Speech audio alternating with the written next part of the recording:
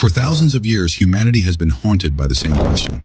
How did people 4,000 years ago lift stones of this magnitude without a single crane in sight? And it's not just about lifting. Some of these stones were transported from 180 miles away. We're talking about moving blocks, the weight of a double-decker bus across hundreds of miles of unforgiving terrain. So what's the real story? Let's go back to 2500 BC. No iron tools, no engineering blueprints, no calculators.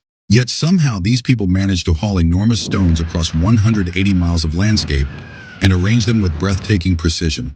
Several theories attempt to explain how, and some are far stranger than others. The first is known as the rolling method. According to this theory, workers place the stones onto rounded wooden rollers and drag them forward. Simple enough in concept, but when researchers examined the actual terrain, they found wetlands, rivers, and soft ground along the route where rolling would have been practically impossible. The second theory came out of a 2016 experiment conducted in the Netherlands, and it revealed something remarkable. Pouring water onto sand reduces friction by nearly 50%. This meant far fewer people were needed to drag heavy loads across the ground. The striking implication?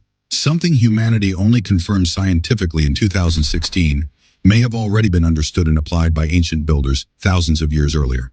Then there is perhaps the most extraordinary theory of all, that Stonehenge was built using sound. Specifically, that sound waves at certain frequencies could counteract gravity and assist in lifting the stones.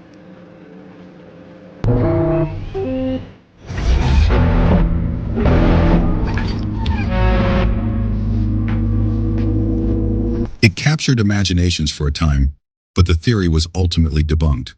So what actually happened? Today's archaeologists lean toward a far more grounded explanation. Wooden ramps, ropes, and pulley systems.